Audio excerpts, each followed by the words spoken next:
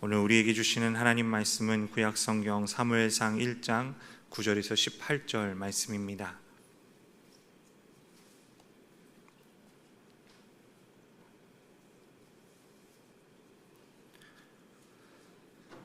사무엘상 1장 9절에서 18절까지의 말씀 저와 여러분이 한 절씩 교독하겠습니다. 그들이 실로에서 먹고 마신 후에 한나가 일어나니 그때에 제사장 엘리는 여호와의 전 문설주 곁 의자에 앉아 있었더라.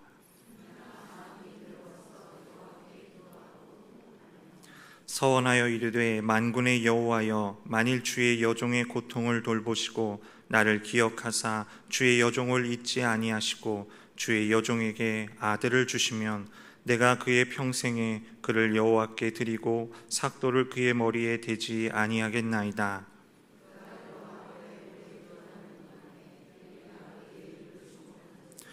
한나가 속으로 말하매 입술만 움직이고 음성은 들리지 아니하므로 엘리는 그가 취한 줄로 생각한지라.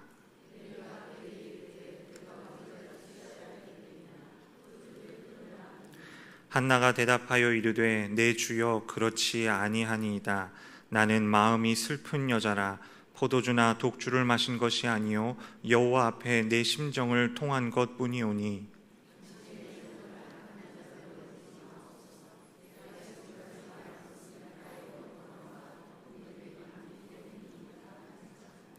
엘리가 대답하여 이르되 평안히 가라. 이스라엘의 하나님이 내가 기도하여 구한 것을 허락하시기를 원하노라 하니 이르되 당신의 여종이 당신께 은혜 입기를 원하나이다 하고 가서 먹고 얼굴에 다시는 근심빛이 없더라.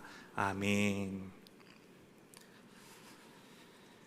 지금 한창 월드컵이 진행되고 있는 중입니다. 지난 6월 12일 개막 이후 치열했던 조별리그가 마무리되고 이번 주부터 32강 토너먼트가 시작되었습니다.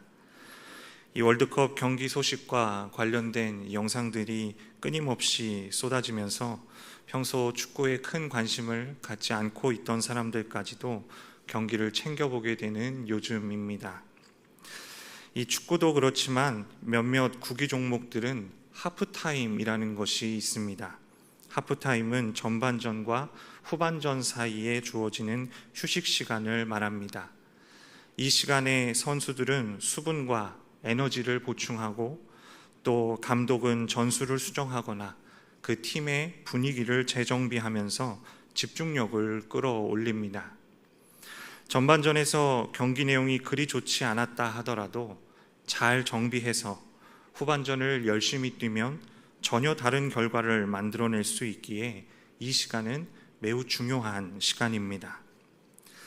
어느덧 2026년의 절반의 시간이 지나갔습니다. 전반전이 끝났다, 그렇게 말할 수 있을 것 같습니다.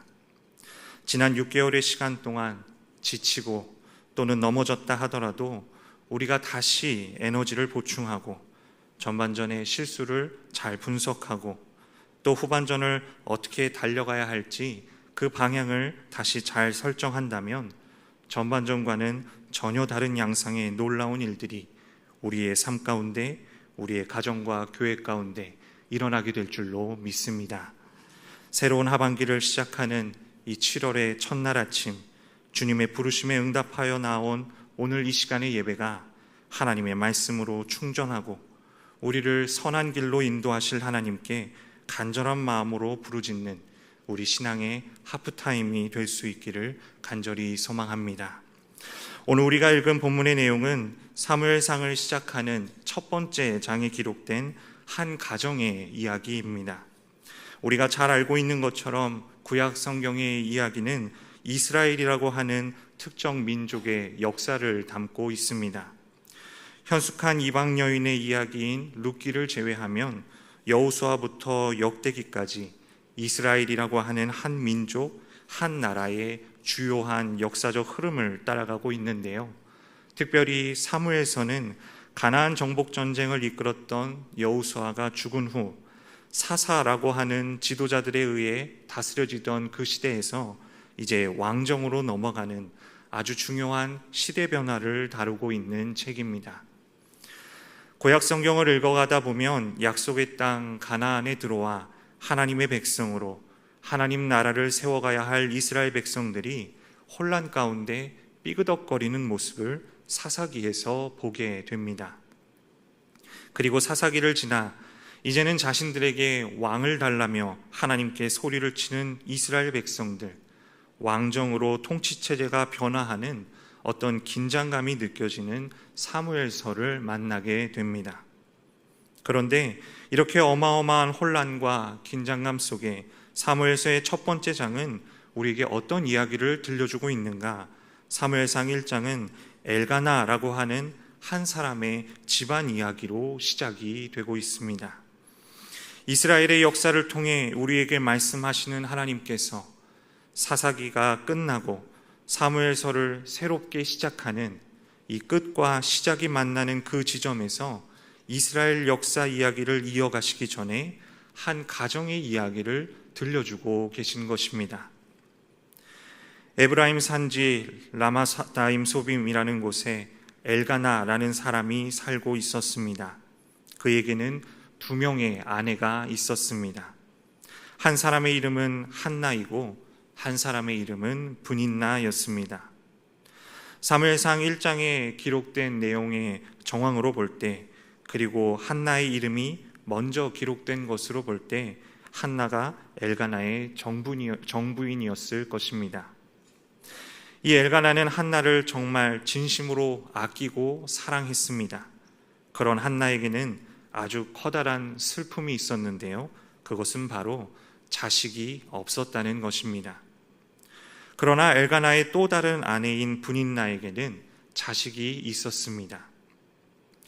엘가나는 경건한 사람이라 때에 따라 여호와께 제사를 드리러 성전에 올라갔습니다. 제사를 드리고 난 후 자신에게 돌아온 제물의 분깃을 브닌나와 그의 자녀들에게 나누어 주고 한나에게는 그들에게 준 것에 갑절을 주었습니다. 그만큼 한나를 사랑하고 소중하게 여겼기 때문입니다. 그러나 한나는 전혀 기쁘지가 않았습니다. 왜냐하면 자식이 있는 브닌나가 자식이 없는 한나를 격분하게 하여 괴롭게 만들었기 때문입니다. 매번 제사를 드리러 성전에 올라올 때면 엘가나는 항상 한나를 더 챙겼고 브닌나는 그것이 마음에 들지 않았습니다. 자식을 낳은 자기가 자식을 낳지 못한 한나보다 더 사랑받아야 한다고 생각했을 것입니다.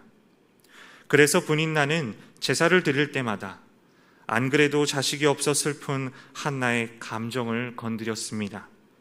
아무리 남편이 따뜻하게 위로를 해주어도 한나의 그 슬픔은 작아지지 않았습니다. 왜냐하면 이 구약시대에는 자식을 낳는다는 것은 하나님의 축복이며 반대로 자식을 낳지 못한다는 것은 하나님의 저주를 받은 것이라 그렇게 여겼기 때문입니다. 한나는 남편의 사랑을 듬뿍 받고 있었지만 자식 없음으로 인하여 항상 큰 슬픔에 빠져 있었습니다. 한나는 하나님 앞에 통곡하며 기도합니다.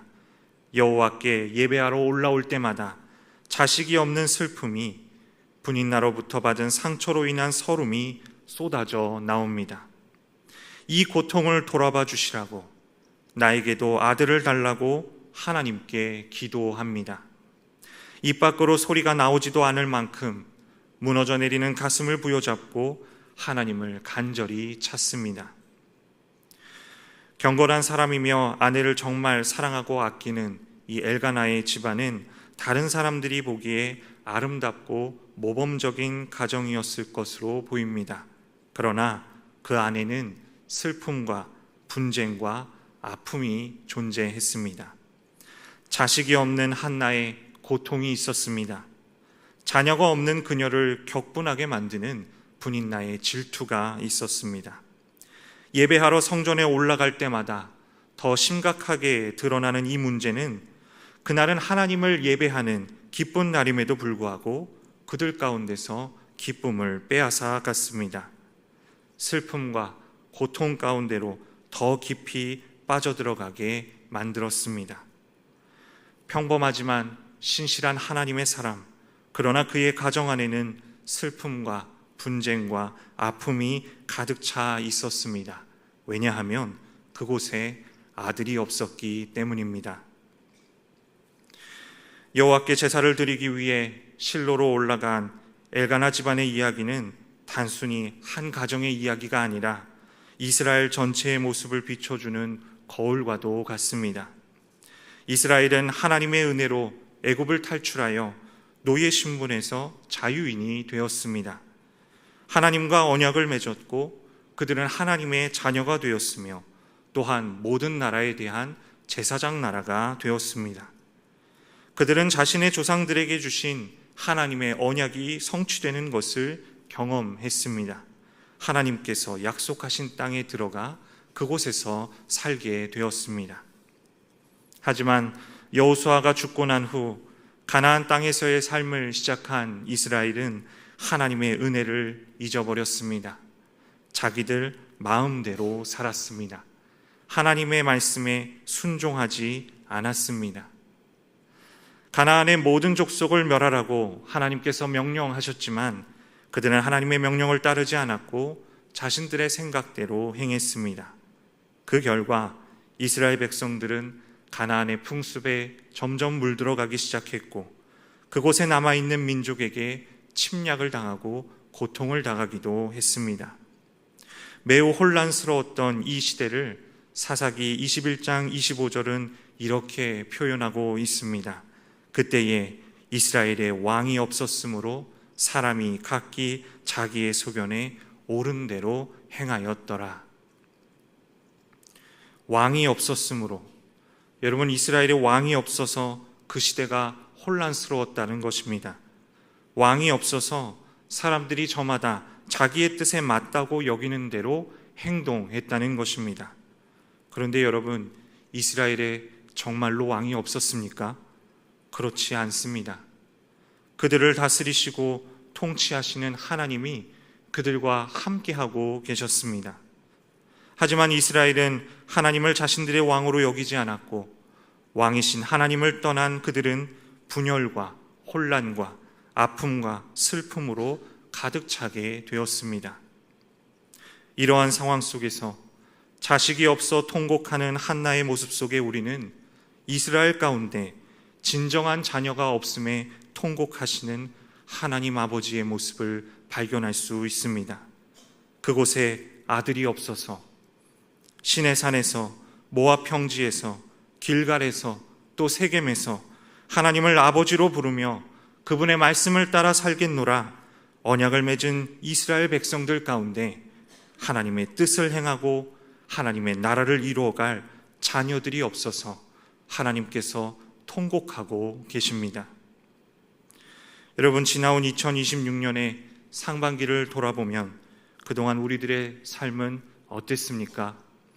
우리가 살고 있는 이 세상은 어땠습니까? 하나님께서 기뻐하시는 모습이었습니까? 아니면 하나님을 등지고 자기 소견에 옳은 대로 행하는 모습이었습니까? 상반기를 돌아보며 다시 하반기를 힘차게 시작해야 하는 이때에 우리가 사는 이 땅 가운데도 자녀가 없음에 통곡하시는 하나님의 소리가 들려오는 듯 합니다. 세상은 여전히 슬픔과 분열과 고통으로 가득 차 있습니다. 그 세상 속에서 살고 있는 우리의 모습은 또 어떻습니까? 하나님 나라 백성들의 영적인 눈이 가리워져 있지는 않은지요? 교회와 성도라는 이름을 등에 업고 자신의 유익을 구하며 살고 있지는 않은지요? 하나님의 구원을 얻었지만, 하나님의 은혜를 입었지만 우리의 왕을 등지고 우리의 생각에 옳은 대로 행하고 있지는 않은지요? 어느 찬양의 가사처럼 주를 위한 이곳에 예배하는 자들 중에 그가 찾는 이가 없어 주님께서 슬퍼하고 계십니다. 모두 제각기 자신이 원하는 대로 살아가는 세상 한복판에서 하나님을 믿는다고 하지만 세상보다 더 악해져가며 본질을 잃어버린 교회 한가운데에서 소리도 나오지 않을 만큼 너무도 큰 아픔에 통곡하는 한나처럼 하나님께서 아파하고 계십니다. 왜냐하면 아들이 없기 때문입니다. 진정한 하나님의 자녀가 없기 때문입니다. 한나는 하나님 앞에 엎드려 간절히 하나님께 기도합니다. 하나님, 아들을 주시옵소서. 하나님, 아들을 주시옵소서. 여러분, 이와 같이 이 세상을 위하여, 세상 사람들을 위하여, 또 교회를 위하여 엎드려 기도할 사람들이 절실히 필요합니다. 우리 모두가, 저와 여러분이 하나님 앞에 엎드려 간절히 부르짖어 기도해야 합니다. 하나님, 아들을 주시옵소서. 주님, 아들을 주시옵소서. 간절히 기도하는 자들의 음성을 들으시는 하나님께서는 그 한나의 기도에 응답해 주셨습니다. 그의 가정에 아들을 보내주셨습니다. 그 아들은 엘가나 집안에 평화를 가져다 주었습니다. 자녀가 없음으로 인해 슬퍼하던 한나에게, 그런 그녀를 바라보는 남편에게 기쁨을 가져다 주었습니다. 더 나아가 이 아들은 이스라엘의 부흥을 가져왔습니다. 그는 어린 시절부터 하나님의 음성을 듣는 자였습니다. 성전에서 올바르고 경건한 자로 훈련을 받았습니다. 이스라엘의 마지막 사사로서 그 백성들을 하나님께로 돌아오게 하였습니다. 하나님의 뜻에 따라 이스라엘의 첫 번째 왕 사울과 또 두 번째 왕 다윗을 기름 부어 세우는 일을 했습니다. 이스라엘의 회복이 바로 그 아들을 통하여 이루어졌습니다. 여러분, 우리 모두가 무너져가는 가정과 사회, 이 나라와 민족, 온 성도와 교회를 위하여 통곡하며 기도할 때, 하나님 우리에게 아들을 주시옵소서, 그렇게 기도할 때 하나님께서 우리의 기도를 들어주실 줄로 믿습니다. 그런데 참으로 놀라운 것은 하나님께서는 이미 그 기도에 응답하셨다라는 것입니다. 그리고 우리는 이미 그것을 잘 알고 있습니다. 하나님께서는 우리를 사랑하셔서, 세상을 사랑하셔서 이 땅 가운데 아들을 보내주셨습니다. 하나님께서 아들을 우리에게 보내주셨습니다. 요한복음 3장 16절을 통해 하나님께서 우리에게 말씀하십니다. 하나님이 세상을 이처럼 사랑하사 독생자를 주셨으니 이는 그를 믿는 자마다 멸망하지 않고 영생을 얻게 하려 하심이라.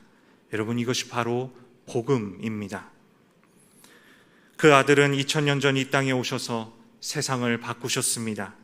십자가에서 화목제물로 죽으사 온 인류에게 구원의 평화와 기쁨을 주셨습니다. 그 아들은 인본주의와 율법주의에 빠진 하나님의 백성들을 온전한 길로 인도하셨습니다. 또한 그 아들은 하나님의 나라를 선포하셨고 하나님의 말씀을 가르쳐 주셨고 제자들을 훈련시키셨으며 믿음으로 성장케 하셨습니다. 그 아들을 통해 우리는 하나님께로 나아갈 수 있게 되었습니다. 그 아들은 우리를 왕같은 제사장으로 삼으시고 성령의 기름으로 충만하게 하시는 분이십니다. 그 아들은 지금도 우리와 함께 동행하고 계시며 장차 다시 오실 것을 우리에게 분명히 약속하셨습니다.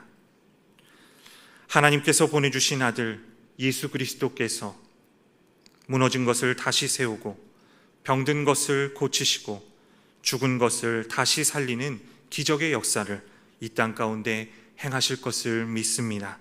그 아들을 통하여 하나님께서 우리의 삶을, 이 세상을 회복시키실 것을 믿습니다. 예수 그리스도가 우리의 소망이기 때문입니다. 그분이 우리의 가정을, 우리의 교회를, 이 나라와 민족을 회복시키실 것입니다. 우리를 새롭게 하시고 우리를 다시 살리실 것입니다. 7월의 첫날을 맞이하여 2026년 하반기를 바라보는 오늘 이 시간, 사무엘서 첫 장을 통해 주시는 하나님의 말씀 앞에 다시 한번 예수 그리스도께서 우리의 소망이 되심을 고백하며 오직 주님 한 분만을 구하는 저와 여러분 되기를 간절히 바랍니다. 2000년 전 이 땅에 오신 예수님, 그리고 다시 오시겠다고 약속하신 예수님, 우리는 그분의 오심을 기다리며 그분을 갈망하며 살아가는 하나님의 백성들입니다. 우리가 그분의 오심을 기다리며 그분을 갈망하며 살아가는 이유는 우리의 인생과 우리의 가정과 우리의 교회와 우리가 사는 이 세상 가운데 주님이 필요하기 때문입니다. 예수께서 우리의 유일한 소망이 되시기 때문입니다. 여러분, 우리는 여전히 슬픔과 분열과 아픔이 넘쳐나는 세상을 살아가고 있습니다. 개인의 삶과 우리의 가정, 또 학교와 직장, 이 나라와 민족 가운데 여전히 많은 어려움들과 문제들이 있습니다. 그러나 이때를 살아가는 우리에게 하나님께서 원하시는 것은 무엇인가? 하나님께서는 우리가 한나의 믿음을 가지고 하나님 앞에 엎드려 통곡하며 기도하기를 원하십니다. 내 삶 속에 예수님이 계시지 않음을 통곡하고, 내 가정과 사업 가운데 예수님이 계시지 않음을 통곡하고, 이 나라와 이 민족 가운데 혼란한 이 시대 속에 예수님이 계시지 않음을 통곡하며 하나님 앞에 나아가는 이 시간이 되기를 바랍니다. 하나님, 아들을 보내주시옵소서. 하나님, 우리에게 아들을 주시옵소서. 간절히 구하며 나아가는 매일의 삶이 되기를 간절히 소망합니다. 여러분, 우리 모두는 주님이 필요합니다. 예수님이 필요합니다. 소망 없는 내 삶과 소망 없는 이 세상 속에 소망이신 예수 그리스도를 간절히 구하며 기다릴 때 하나님께서 보내주신 그 아들이 우리와 함께 하시며 놀라운 회복의 역사를 이루어 가실 것을 믿습니다. 2026년 하반기를 향해 나아가는 우리의 모습이 하나님 앞에 통곡하며 부르짖는 모습이기를 소망합니다.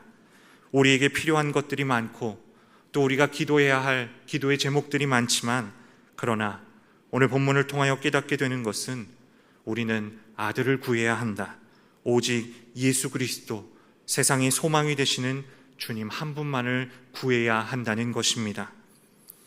하나님께서 우리에게 보내주신 아들, 그 예수 그리스도로 말미암아 우리 삶의 자리 가운데 회복과 부흥이 임하기를 간절히 기대하는 저와 여러분 되기를 간절히 소망합니다. 내 삶 속에 예수님이 계시면 평화가 임합니다. 우리의 가정과 우리의 사업 속에 예수님이 계시면 기적이 일어납니다. 이 나라와 민족 가운데, 우리 교회 가운데 예수님이 계시면 회복이 일어납니다. 하나님이 세상을 이처럼 사랑하사 독생자를 주셨으니 이는 그를 믿는 자마다 멸망하지 않고 영생을 얻게 하려 하심이라.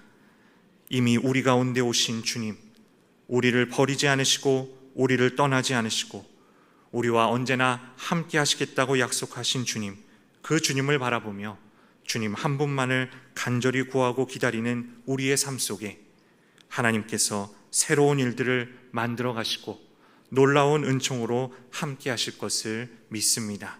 그 하나님을 바라보며 오직 예수 그리스도 한 분만을 구하며 믿음으로 나아가는 저와 여러분 되기를 간절히 소망합니다.